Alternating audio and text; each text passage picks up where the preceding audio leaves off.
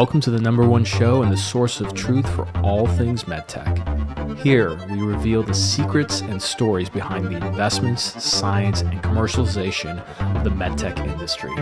Every week, we'll take you on a wild ride with the biggest names in the game, from entrepreneurs and investors who are shaking up the market to healthcare providers who are revolutionizing the way we think and practice medicine. So hold on tight and get ready for a journey like no other. This is the State of MedTech.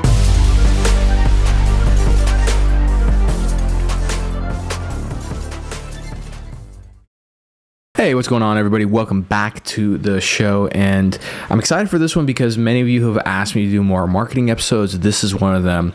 But let's start with the topic. The topic is ABM, otherwise known as account-based marketing, otherwise known as the medtech industry's favorite thing to spend a lot of money on when in fact they have no idea what they're doing. I can't tell you how many times I've talked to a company or another marketer and they're like, yeah, we're doing ABM. And I look at what they're doing and I'm like, this is a terrible way of doing ABM. And so it took me a while because I wanted to have the right person who I really believed and trusted as an expert in ABM. I know this, my guest is not going to like that I said that, but I do believe he is an expert in ABM, and that is Tyler Pleiss. Tyler Pleiss, otherwise to me known as T. Pleiss. He is the senior marketing manager. Specifically, he runs growth over at Clary. Many of you know about Clary. Clary is a sponsor of this podcast. Quick shout out to Clary. So if you are a company that's using Salesforce as your CRM, let's face it, most of the data that's getting in is garbage. And when you get garbage in, garbage is going to come out. And when you go to your board meetings to try and understand pipeline, figure out your opportunities, it's just a mess. Clary layers on perfectly to your Salesforce CRM. They use AI-based software that's going to help automate the data that's going into the CRM, so your reps are going to absolutely love it. It's going to make their life easier. And then you, whether you're a sales manager, VP of sales, chief commercial officer, VP of marketing, when you want to, on a weekly, monthly, or quarterly basis, pull that data in a clean and efficient way to start predicting pipeline, and more importantly, governing revenue and doing it in a collaborative way across the organization so everybody's on the same page on how do we make more money, how do we drive more pipeline. Clary is what you want to start using. I recommend checking the show notes below. Book a demo with Clary for one. You'll get a great analysis, or just go to clary.com. That's CLARI.com to learn more. So now getting back to our guest, Tyler, I've gotten to know over about a half a year now, working with him through Clary.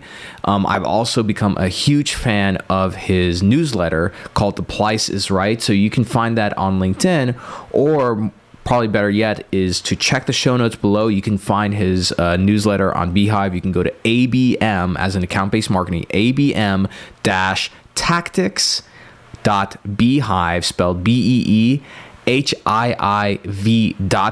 to subscribe.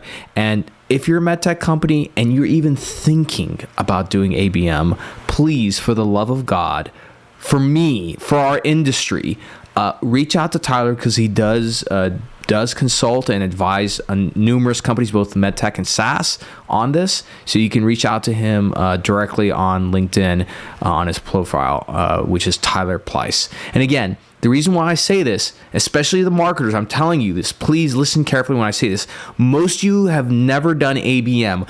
The time to start doing ABM isn't by yourself for the very first time when you're given a bunch of budget and you essentially spit out really unrealistic KPIs to your CEO on board. Because what ends up happening is that the CEO, and worse off, the board, is burned by this thing called ABM. And so when other marketers who actually have some idea of how to run ABM try and propose it, it gets shot down. It just ruins it all for everybody. I had to deal with this for many years just with social media marketing because so many board members got burned by marketers who didn't know what they're doing. So that's okay if you don't know what you're doing. My recommendation, engage an expert like Tyler. I think he does a free consult. So just reach out to him on LinkedIn and say, hey, I'm thinking about doing ABM. Can we meet? Book some time with him. Share what you're learning. I guarantee you're going to learn a lot just from that time with him. And then if it's in the cards, hire him out for a month, 2 months, 3 months, just to provide guidance to you as a coach so that you know what you're doing. But On the flip side, you're doing the right thing by listening to this episode, so you're on your way to doing ABM correctly. So here is our episode with Tyler Pleiss, aka T Pleiss, my go-to guy when it comes to ABM strategy. Enjoy, and be sure to follow and sign up for his newsletter. A lot of good stuff in there. Enjoy the episode. Welcome back to the show, everybody. You asked for it, and I decided to bend the knee. Didn't really have to bend the knee that much, but for many of you, you know that I really built my career in marketing. And the last year, a lot of my episodes, at least outside of the innovation and investors, have really been focused on sales. And so I want to start kicking off a marketing series. And what better one to kick off than to talk about the one thing that our entire industry does not understand at all, which is account-based marketing. So there's very few people that I actually trust to kind of talk about this. And one of those people is Tyler Pleiss, aka T Pleiss, as I call him. Tyler is the head of growth marketing over for industries over at Clary. Clary, as you guys know, is my only podcast partner right now because they actually are one of the few people who are in line in terms of what I feel our industry should be doing in terms of how we commercialize products. So we're going to talk about ABM more. So Tyler, thanks so much for joining the show. Maybe Tyler, before we jump into talking about ABM, maybe give it a little bit more color to your background. Yeah, absolutely. Thanks for having me on, Omar. So excited that we get a chance to finally do this together. Yeah, man. Every time we talk for so long. Every time we talk shop, I'm like, man, I should have been recording that conversation, All good. We're finally here. That's all that matters. Yeah, so honestly, my background, I've been in B2B marketing, going on 9 years now, spanning several different types of B2B companies. But really over the past 4 years, it's been in SaaS specifically, really honing in on account-based marketing, from HR software companies to actually working for an account-based marketing tech provider Terminus for a year to now at Clary, kind of building up their account-based marketing strategy for strategic industries from the ground up. So over the course of 4 years, I've had a lot of different experiences with the strategy, testing different tactics, working with sales teams, VPs of sales, VPs of marketing. So I've learned a lot. I've made mistakes. I've had successes. I've learned from other colleagues. So it's one of my passions right now, and I love talking about it. I love, bouncing ideas off each other. I love getting on calls and just talking shop with other colleagues and helping them out with strategy. So I'm super excited to be here and chat a little bit more about it. Fantastic. So maybe let's start out with the first, maybe not the most important thing, but definitely one of the more important things, which is what is account-based marketing? Can you walk us through what it is? Because I'll tell you, let me give you like some insight into MedTech. What ends up being account-based marketing is I often see, no offense to anybody who's listening, if I just described you, it's okay. There's no offense, but it's usually somebody who served at a higher marketing function at one of the big box companies, Medtronic, J&J, Stryker, etc. In which case, a lot of time marketing in those companies, it's not exactly commercial marketing. There's some downstream, as they call it, involved, but it's more upstream, product management, etc. And they may have dabbled in the idea of ABM, but to get something like that approved at such a large company, it takes a lot. Then that person who has this really shiny background goes and works at a startup where they can move a lot faster. And their first thing is, hey, let's do ABM, let's do account-based marketing. In which case, they give it a timeline of like maybe a quarter or two. And a lot of it, I feel, is kind of like them being paid to figure out, well, what is ABM? Because the board just approved it, and the definitions are all over the place. So can you start off by explaining what the hell ABM is? I feel like if you ask that question to 10 different practitioners, you might get 10 different answers. Yeah, seriously. Which is funny. And that's just the nature of the whole strategy itself. And honestly, I wish, whoever really started publishing account-based marketing just left the marketing piece out, because it, unfortunately, with that word, it has this connotation that it's a marketing-led strategy, which it's really not. I like to refer to it as like an account-based go-to-market strategy, because at the end of the day, it's marketing, it's sales, it's even your customer success teams all working together around your best fit accounts. Like, that's really what account-based go-to-market strategy is, right? So kind of double clicking into that, right? So I'm working with a sales team, right? That's part of the strategy of account-based, right?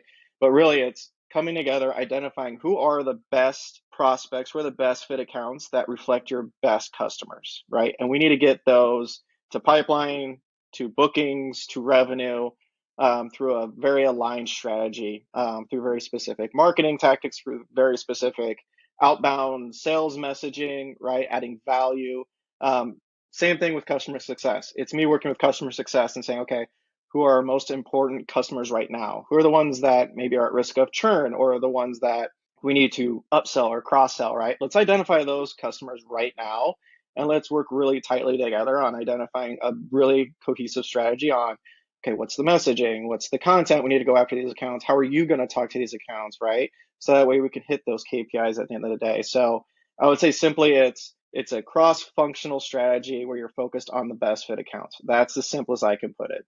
Yeah, and I think that's how I define it, which is essentially, you know, uh, again, that's why I think like when you put the marketing in there, it's a misnomer, because for ABM to work, like you have to work directly with the sales team, because you're targeting, right? And you're tailoring your message and your approach based on the account versus, I think, I don't call it traditional marketing, but marketing in general is about how do you persuade the masses, right? And then ABM is Mm-hmm. just a lot more of a focused approach, which also means it takes more time and it takes more money. Would am I often saying that?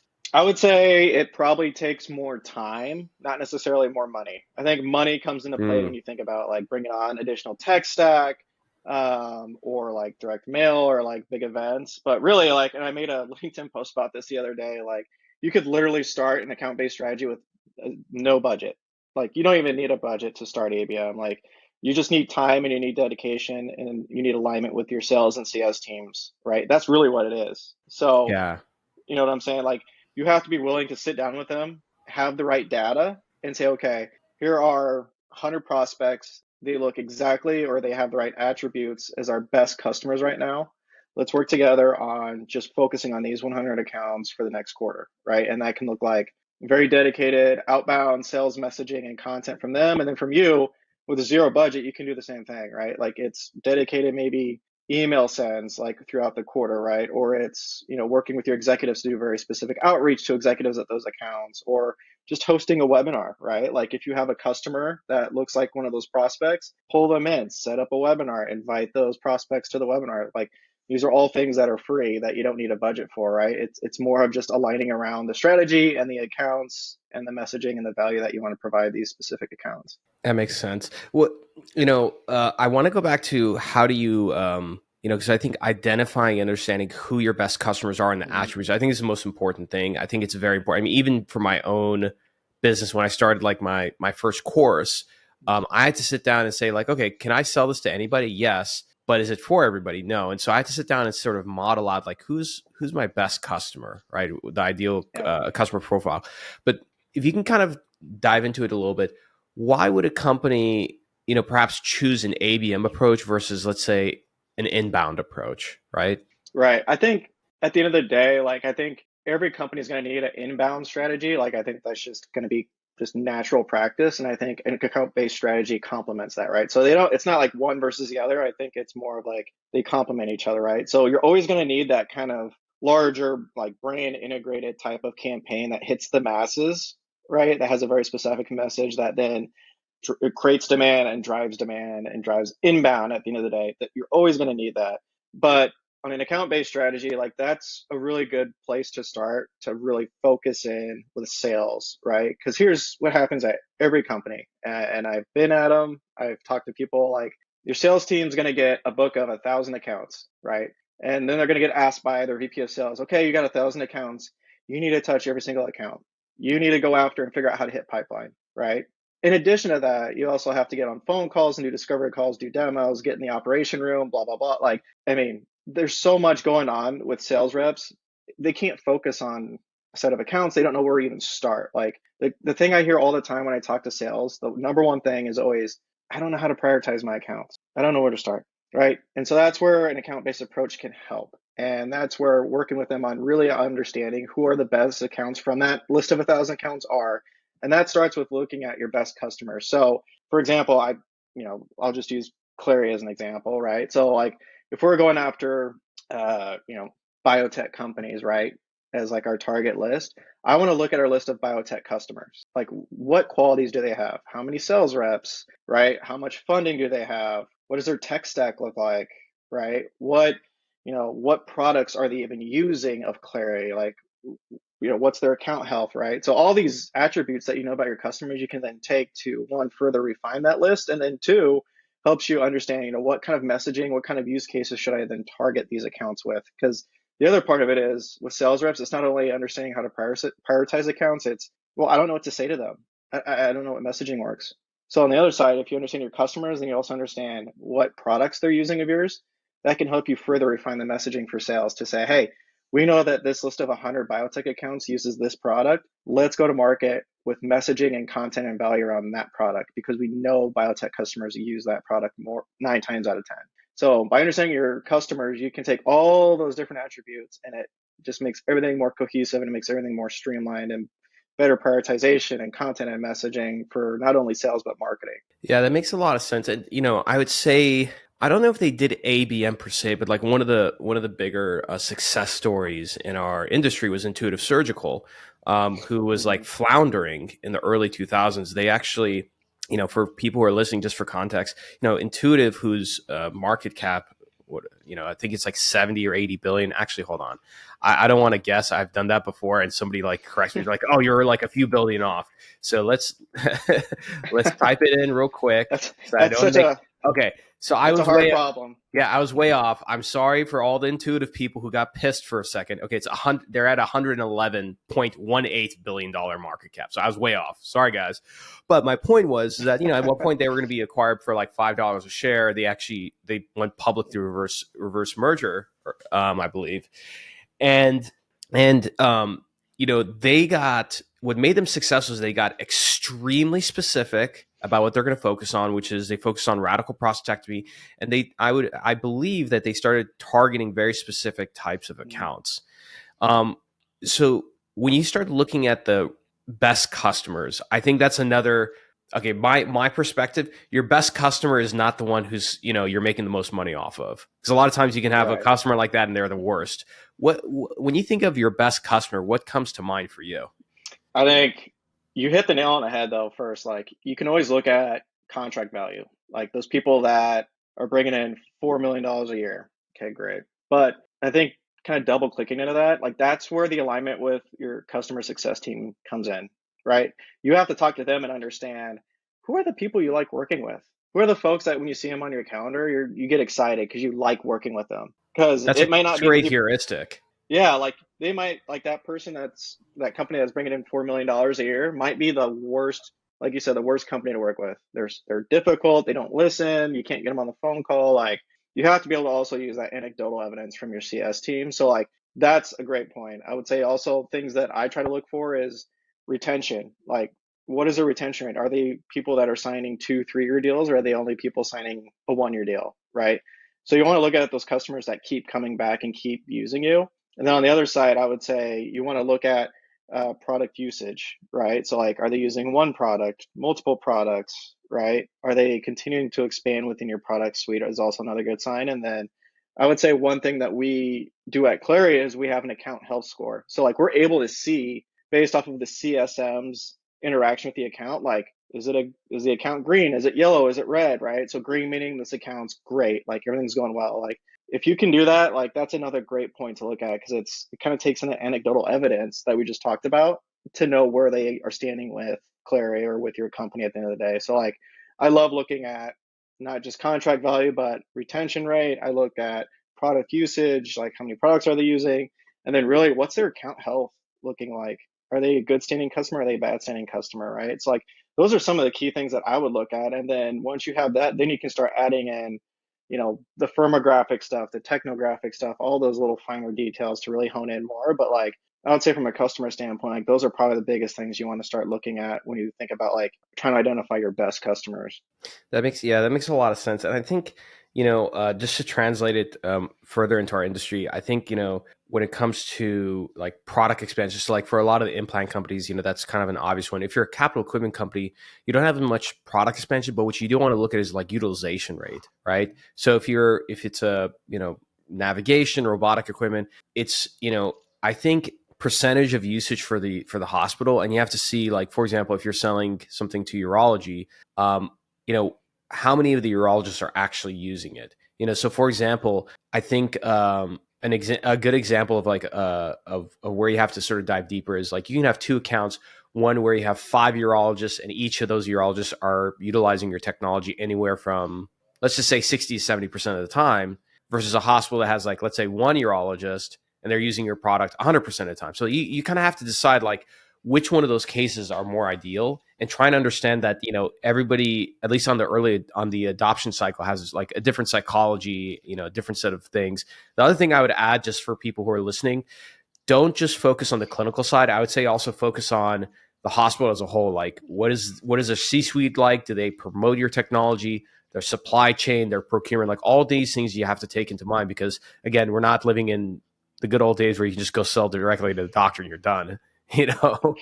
So, but Exactly. yeah, what do you think are some of the more common mistakes that people make when it comes to, like, let's say, presenting ABM? I think that's where the first problems happen, is the set of expectations. So when they present ABM to the CEO and the board, where do you think people make mistakes? It's a good question. I think probably the most common thing that I've heard and like other people hear is that, like, hey, I need $30,000 to invest in this ABM platform. Like, that's Yes. ABM. Yes, Like, exactly. you don't like, and unfortunately, like, I've worked with 3 of the 4 big players in the space, and I love them all. They're all good people and they have great platforms, and they'll probably hate me for saying this, but they get it. Like, I've worked at some of them. Wait, Like, who are, not to put you on the spot, who are the yeah, bigger ABM players in the space? 6 Sense, Terminus, Demand Base, Rollworks are kind of like those top 4 players, and I've worked with each of them. I've worked at Terminus, right? I use 6 Sense and Rollworks right now, so like I have pretty good experience, and I've used Demand Base a little bit in the past. So I've seen it all, and it's all really good Do technology. you, It's do you need to use those platforms though to execute ABM, in your opinion? not right away now. Like, Not right away. that's Yeah. yeah. Like, what I like to say, and even when I was at Terminus, I would get on lunch and learns and calls with prospects, and I would tell them the same thing. I go, you don't need us right now. Like, you need a strategy first. Like, you need to understand, like, how you're going to create and implement an account-based strategy first, meaning, how am I going to align with sales? What accounts are we going to target? What is the operational rhythm that it's going to look like when we have to meet with sales and focus on targets and KPIs, right? How are we going to report up? How are we going to report across? Like, there's all these strategy elements that you need to, really hone in first, and then really that's kind of your crawl stage. So I like to say it's like a crawl, walk, run, right? So like, everybody needs to start in that crawl stage of like, here's a pilot program, we got to just build out all these strategy elements first, and once you can work through that a little bit, work out the kinks and all that, see that's, and you find success, and now you feel like you can, like, basically build a scalable motion across multiple sales teams, then that's where you can say, hey, let's think about bringing in a tech stack, because that can help support us, right? Because that adds additional data that we can provide sales, additional marketing channels that we can, push accounts through, right? Automation, like all that stuff. But it's really a supplementary piece, like, and that doesn't really happen until you've really refined your account-based strategy first. And so that's where you got to start, like, strategy first, tech further down the line. Like I said, a few minutes ago, like, you don't even need a budget to start ABM. Like, you really don't. Like, even if you had, like, LinkedIn ad campaigns, right? We all have social media. So like, even using simply LinkedIn sponsored content ads or Facebook or Instagram, like, those are all things you already own that you can use to run, marketing, marketing ads, sponsored ads through. Like, you don't need a platform to do that. And that's all things you can do in your crawl and walk stage. And then once you've proven value, you've seen results from all that, and you want to scale across multiple teams, that's when you can start thinking about pulling in an ABM platform to scale that out with you, right? And add some more automation, add some more data to what you're doing. So that's typically what I see and what I always recommend. Yeah, and I think the most, in my opinion, I think the most important. And again, you're the expert in ABM, so I'm part of this is I'm sort of gut checking with you, which is, I think the two most important parts is, one is, so after you identify like the ideal customer, right? That's kind of like the research phase. The actual implementation stage is, one, how do you align with sales as to what you do and go after those accounts? And number two is, what's the content that you personalize and you put out through your sales team, organic and through targeted paid ads to help put that ABM into motion. I feel like that's like the baseline just to get it done right. Would you agree with that? Yeah, I mean, I wouldn't even say like ad. Like, I think I had a LinkedIn post about this the other day. Like, I think a lot of people have this connotation around account-based marketing that's just targeted ads. Like, I see that all the time. Like, somebody made a comment too somewhere, and they're like, "Well, isn't ABM just targeted ads?" I'm like, "No, it's not." Like, it really is a go-to-market strategy. So to your point, it really is like aligning with sales first. Like, just be friends with them. Literally, go buy them a beer. Like, you have to have a relationship with sales first before this even starts. And then once you do, you can Why start. is that? Can you dig it? I know why, but I want you to kind of dig more into that. Because this is a problem that in our industry that that happens is that marketing, there's too much ivory tower marketing where marketing is usually upstream product management, product development, key opinion leadership management. And then when marketing kind of comes down from the ivory tower, it's usually when they go to a conference. And then somewhere in between there, they lecture sales as to like why they're doing a bad job and how they can be doing better. And that's why sales hates marketing industry.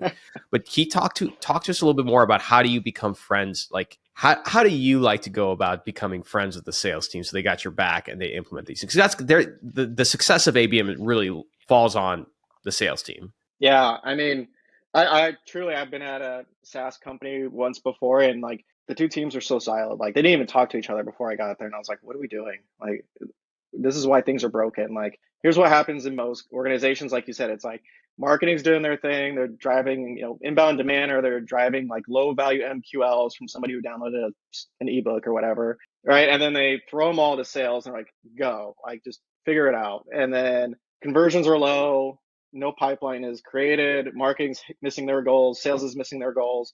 And then, they're constantly fighting and they're going like this, like, "What you're doing isn't working." Well, what you're doing isn't working. Like, and this is how misalignment happens, right? And so really it's the simplest way I can think about starting to align with sales is just talk to them. Like, what I've done at every company I've been at, like, the first thing I do in the first week is I find the VP of sales, the director of sales, every single sales rep, and I set 30 minutes on their calendar.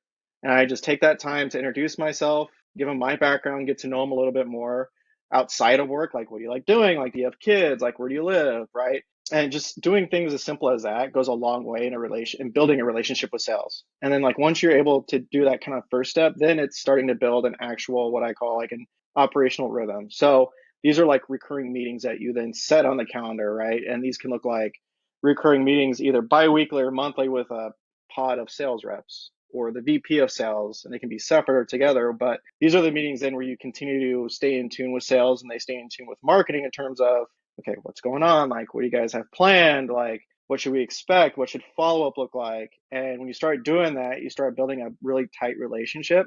And that's especially important in an account-based strategy because it's sales and it's marketing and it's sometimes CS working together on a very specific set of accounts, a set of prospects, right?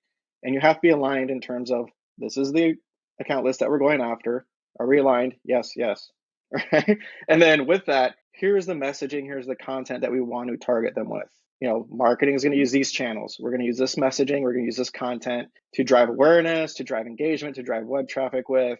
And then we expect you on the sales side in your outreach to use a very similar set of messaging, similar set of content. So that way you're creating that multi-channel effect with your prospects. You're creating a very personalized journey where wherever they're at, in their inbox, on LinkedIn, et cetera, they're seeing a very strategic message. And then from the sales side, they're getting phone calls or emails or LinkedIn messages with a very similar set of messaging, right? And so then it starts clicking with the prospect, and then they eventually, want to meet because you're all aligned, you're hitting on their problems that are very specific to these accounts that you've researched.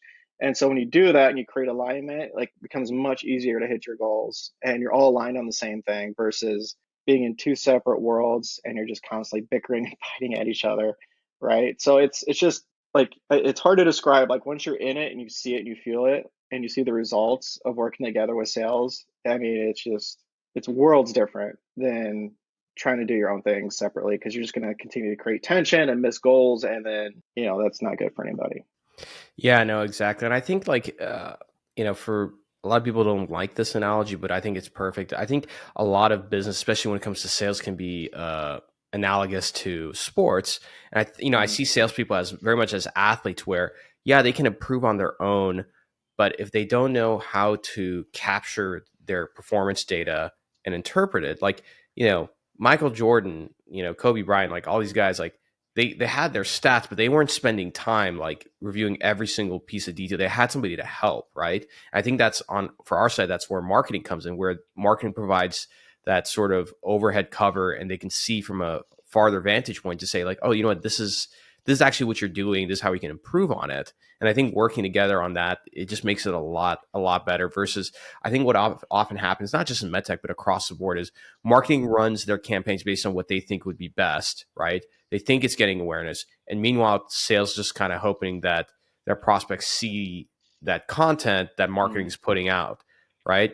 And it kind of puts both these parties at odds in terms of like what their success rate is versus like working together. It just puts it in a much better position. Like it's like, I think a perfect example, because I do a lot of webinars for companies. It makes a webinar way more successful when marketing puts it on, and marketing, let's say, run ads and promotes it, but then you have sales also send that out to their prospects. Is that like, that's a very simple thing, but so many companies don't do it. Like webinars being done, like sales is like, okay, like I'll kind of tell some people about it and see what happens. Yeah. I mean, and truthfully, like no company's perfect. Like, I mean, we go through our own stuff at Clary. Like, you're always going to have like friction, I guess, between sales. Like, it's not going to be a perfect harmony by any means. But to your point, like just simply taking those steps to align with sales, right? Like you just mentioned, just goes a long way at the end of the day. Like, even if it's a webinar, an event, an ABM campaign, what have you, like getting them on the same page, understanding what you're doing and how they can help drive the same results. Like, I mean, it truly, you'll see it over time. It makes a world of difference. Like culture improves. I mean, morality improves. Like you can just feel it. Like it is a palpable difference when you start creating that alignment versus keeping things siloed. Yeah, it makes sense. When it comes to evaluating your ABM campaigns, let's say you get your board to approve on it. What's the timeline? So like when I did some version of ABM in the past, like I was told the board like, hey, this is like 2, if not 3 quarters before you to expect any results. What's the timeline you usually give, and then what are some of the like key performance indicators or metrics that you like to measure, like whether ABM was successful or not? Beyond just the obvious, like, okay, how much revenue and close one deals do we have? Like that's the obvious one, but I feel like there are some leading indicators before that. Mm-hmm. Yeah, I mean, that's a great question. I think at least what I do here at Clary, like all of my account-based campaigns typically will run for at least a quarter, right? So that's 8 weeks where you're running full steam on a set of accounts, and then you evaluate after that. Like, do we want to keep running this for another month or another quarter? Like, so you're going to use some of those leading indicators to let you know how things should be progressing, right? Should it keep running? Should we stop it? Should we pause it? So I typically like to operate on a quarterly cadence when it comes to running a strategy, right? So some of the leading indicators that I typically look for, at least on the marketing side, are like engagement metrics. So some of the things that we look at is, for example, like on LinkedIn, like you have obviously impressions, click-through rate, but there's also another metric called your engagement rate, which really takes into account any type of action a person on an account could take after seeing your ad. So that could be a click to your company page, a click to the landing page, a click to your website, liking the ad or commenting on the ad. Like it takes in all these things, right? And so one of the things I look for are engagement metrics. So are they engaging above average on what we're trying to push in front of them on LinkedIn? And then on the other side, I'll get into ABM tech here. So apologies, like we're running a little bit here with ABM, but on some of these different platforms, they give you more granular engagement metrics. And so they can tell you, like, out of a set of accounts, how your engagement's performing out of that set. So are you increasing engagement, meaning are you driving accounts back to your website? And not only back to your website, are they engaging more on your website after seeing a campaign that you've started on LinkedIn or through sales outreach, right? So you can see those metrics and go down the funnel in terms of like, here's a set of 100 accounts, here's how many, started engaging, and then here's how many have really increased engagement, right? And then on top of that, if you're running, I don't know, display ads, what have you, you can also pull in those engagement metrics that are things called like view through visits or view through conversions, meaning what they're able to do with this technology is say, okay, when Tyler at Clary sees an ad, they might not click on it, but then after, 15, 20 days, are they coming back to Clary.com to look at more information? So that's another really cool indicator of engagement, of saying, okay, if you're serving ads or if you're serving content to your target account list, basically, are they engaging with it? And are you driving them back to your website to learn more information? So those are some of the kind of the leading indicators that I look at to see, okay, is what we're doing working? Is it engaging with this,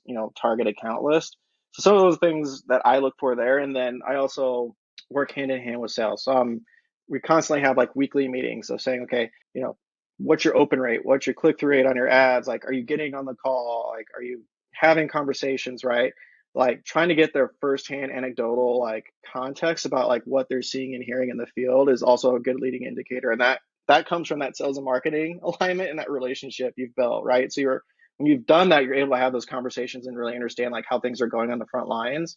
And then overall KPIs that we set are, how many meetings are we booking? How many qualified meetings have been set? How much pipeline have we generated out of these accounts? And then we look at those metrics. And so I have goals for each one of those. I know we need to convert a certain percentage to meetings booked, a certain percentage to qualified meetings, and a certain pipeline number. So in addition to all those other things I've mentioned, I'm able to track those 3 KPIs to say, okay, are we on pace to hit those goals for the quarter?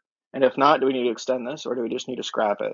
And so those are all the things that I try and pay attention to ensure that like we're tracking on the right path as far as our ABM strategy. And then at the end of the day, depending on how it goes, I can report up and say, okay, board, like we ran this for 8 weeks, we engaged 80% of accounts that we targeted, an additional 70% increased engagement on our website, meaning they, were reading through blogs, ebooks, blah, blah, blah. They're more familiar with the Clary brand. And then on the other side, we hit 100% of our meeting book goal, 80% of our qualified meetings goal, and hit 90% of our pipeline goal within an 8-week span. And so like these are all things that I would use to then report up to show like this is much more efficient than just relying on inbound demand, like a little bit spraying and praying and hoping things come to us, right? So those are some of the things that I try to look for when it comes to a strategy. That makes sense.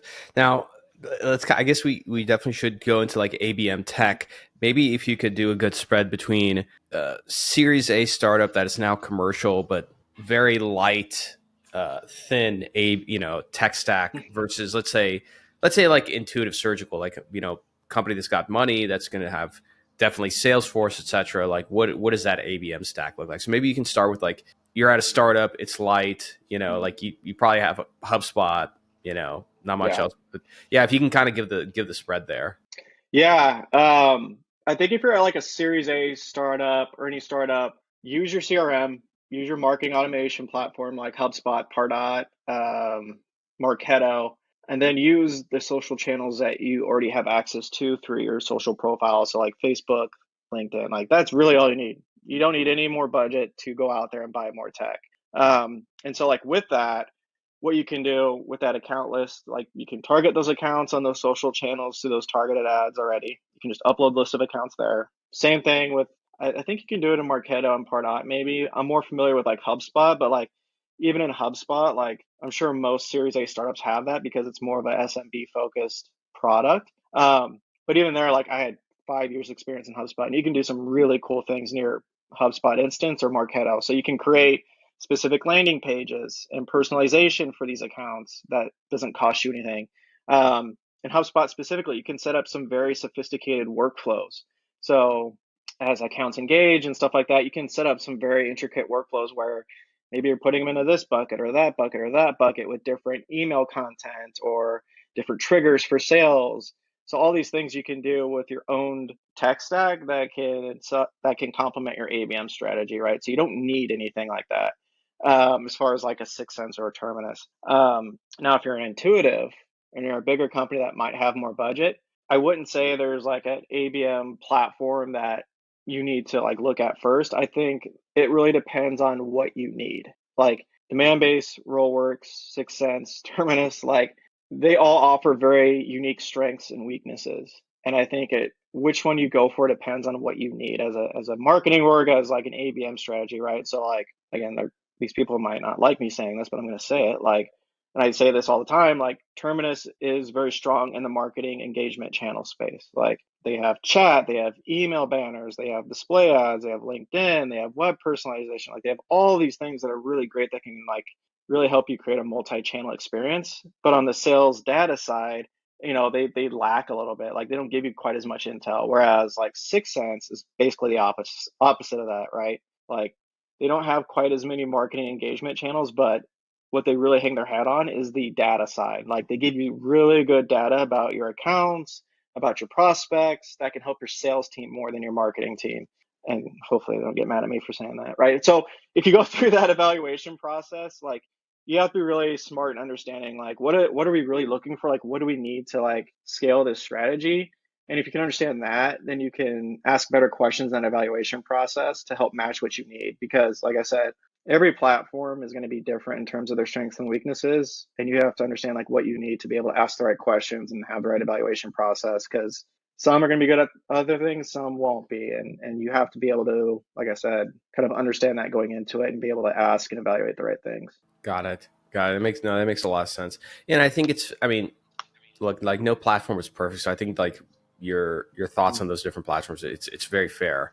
Where do you see kind of the future of ABM going? Because again, it's something that is new, but it's not too new, depending on which industry you're in, but it's evolving. So like, where do you see the future of ABM going? I think for a while, it's always been viewed as a marketing project. Like it's because of the term, like it's marketing. So I think for the longest time, everybody's kind of viewed this as like, oh, you're doing ABM. Okay, like marketing, go do your thing. It's just this little side project or whatever. Like, let me know if it works.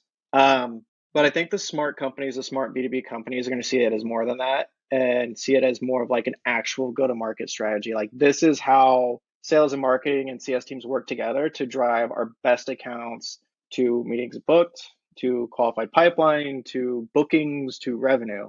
It's just a much more efficient process, right? So it's going to be much more natural practice, I think, within B2B companies instead of being just kind of like this side project. So for example, at Clary, we are very much an account-based organization, meaning reps in our SMB space, reps in our enterprise space all have what we call like a book of accounts. So they're already signed accounts, and that's like half the battle.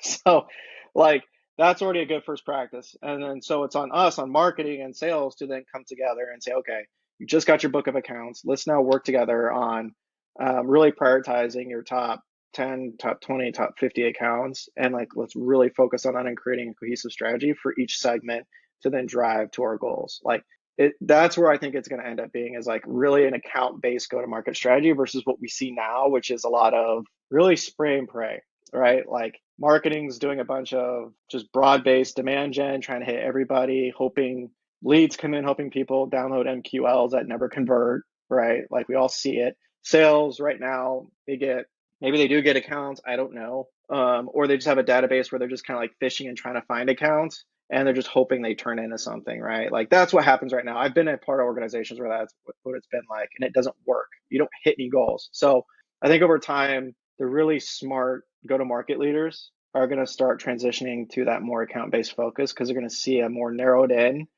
quality over quantity perspective is going to help them hit their goals more efficiently.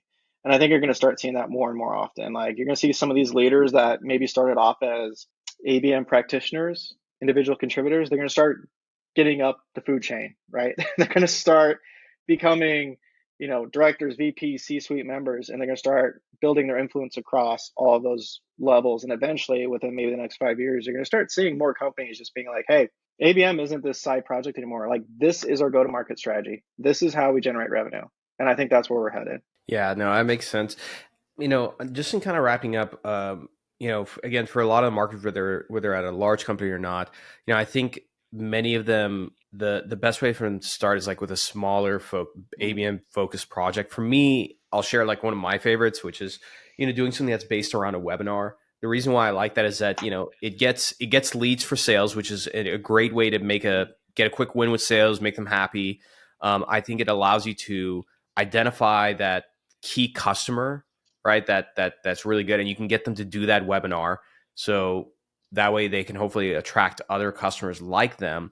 And you end up with content that you can kind of work with sales to decide like how do you distribute it and use it against target accounts. And then of course, with that same content, you can probably run some content-based ads and everything. Mm-hmm. That's at least what I've always gone with first. But I'm wondering for you, do you like webinars? Like if you were to do like one small ABM based project just to kind of test the ground and sort of get a quick win? Like what do you prefer to do? Like what are some ideas?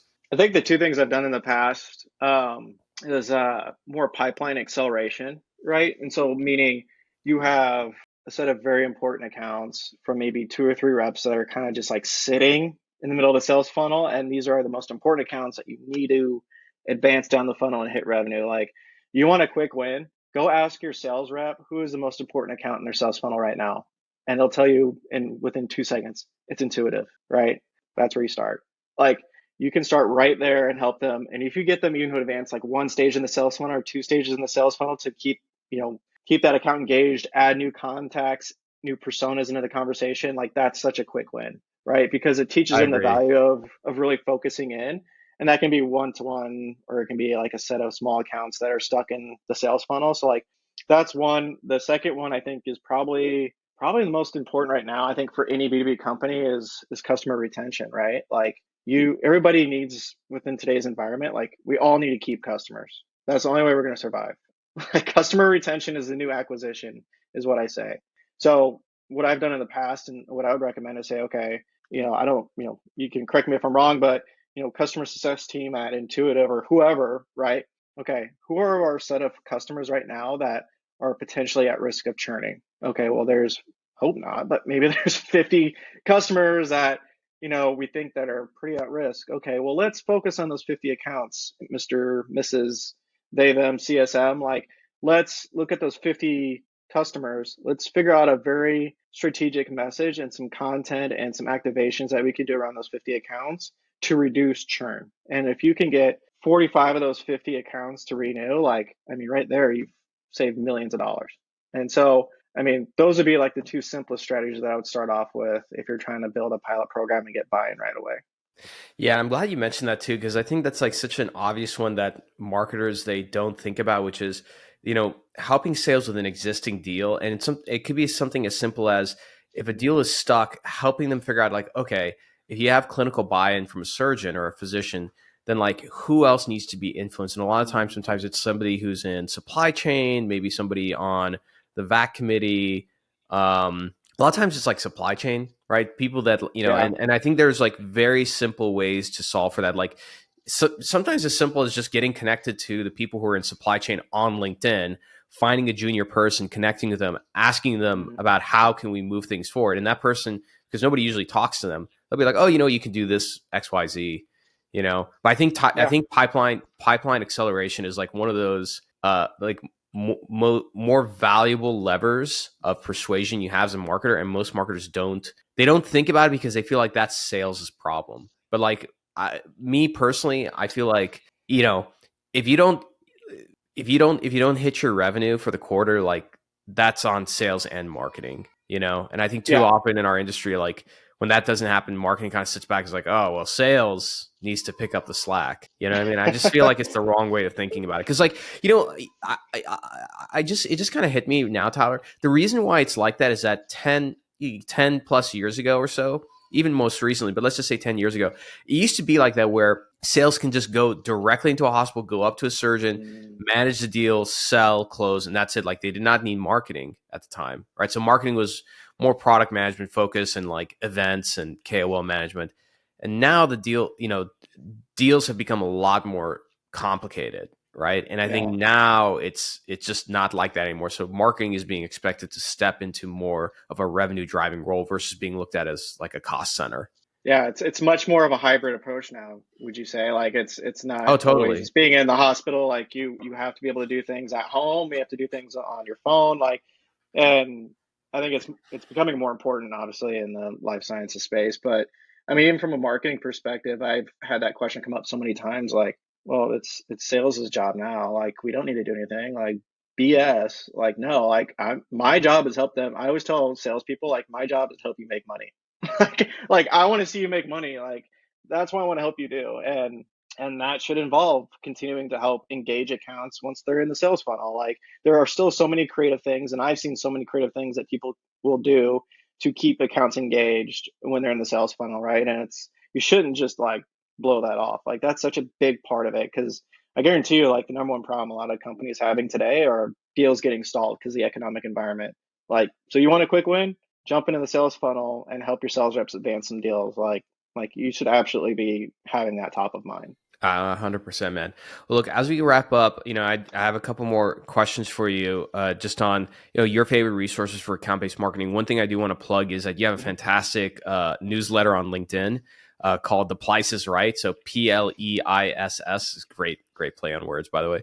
But for those who are interested, I'll plug it in the show notes below. But a lot of people are usually driving, so if you just go to Google and just type in The Pleiss is Right LinkedIn, his articles will pop up, and he actually has a really good series called One-on-One Account-Based Strategies that I really liked a lot. They're like nice short articles that really kind of dive into some great examples of ABM. But just from your perspective, like what are some of your favorite resources, books, podcasts on ABM? Like if you could share some resources with the audience, that'd be great. I think starting with books, if there are any good ones you recommend, with ABM or not, Yeah, I appreciate the plug.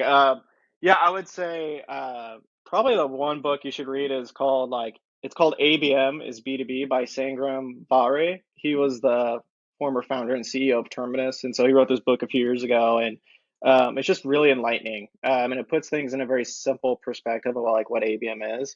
And he also came out with a newer book last year, and it's oh God, I'm looking for it. It's called Move, MOVE. And it really kind of goes around like the go-to-market maturity model, but like within that concept, it's very much talking about at certain points like the account-based philosophy. And so that gives you a little bit of a broader purview of like how that can play a role in a go-to-market strategy. And then I would say the third book that I'm reading right now, I'll grab it 1 second, is actually from Hillary Carpio and Travis Henry from Snowflake. It's called Busting Silos, funny enough. So it's about how Hillary, who's the ABM director at Snowflake and the SDR director at Snowflake, basically broke the sales and marketing alignment silo and built probably one of the best ABM programs that we see in B2B. Like she just released this like a month or two ago. It's a great book. I highly recommend it. I'm still working through it. But honestly, like those are 3 books that I've really enjoyed so far. And then as far as like podcasts and like communities, like I'll be honest, like I don't listen to a ton of podcasts outside of yours, of course. But yeah, there we go. I think the thing that's probably benefiting me the most is like just connecting with people on LinkedIn, right? That you see like talking about it, posting about it, and then just reaching out and asking for a 15-20 minute meeting to pick their brain. Like that's literally how I learned coming up, was like, oh, I see so-and-so's talking about this, or they're, they had a case study. Oh, I'm going to just, connect with them on LinkedIn. Hey, Hillary or whatever, do you have 15-20 minutes? I'd love to just chat and just pick your brain. Most times people are going to be open to doing that. I'd be open to doing that. Like, it's fun helping people, and, honestly, people have egos. So it's always fun to like be approached about that sort of thing and like get a chance to talk about it. So I'd say outside of reading books, just, build your network, find colleagues on LinkedIn, connect with them, try and set up meetings with them, and just learn as much as you can. Cause there are a lot of really, really smart people out there. And unfortunately, not all of them are starting a podcast or in a community. You just kind of have to like go out there and connect with them, introduce yourself, and, just show some initiative. Yeah, absolutely. I couldn't have said better. Tyler, thank you so much for coming on the show. I definitely want to have you back because you've been a wealth of knowledge for a lot of things in the marketing realm. Especially, you write a lot about ABM, GTM. Maybe we have you back to talk about more go-to-market strategies. But that being said, everybody, thank you so much for tuning into our very first marketing episode. We're gonna be doing more of these. I'm your host, Omar Khateeb. As always, rate and review the pod. I always remind you guys, 5 stars in Spotify, 5 stars in Apple. Write a quick review. And if you found this to be helpful, like forward this on to your CEO, to your VP of marketing, and go from there. All right, everybody, take care and bye for now. Thank you for enjoying another epic episode of the State of MedTech. If you're feeling inspired and love this episode, do us a favor, hit that subscribe button and turn notifications on so you never miss an episode. And be sure to give us 5 stars and write a short review because that helps more people discover this amazing community of ours. If you're a company who has a executive that you'd like to be on the show, or perhaps you want to sponsor one of the episodes, shoot us an email at hello@khateebandco.com. Take care, and we'll see you next time.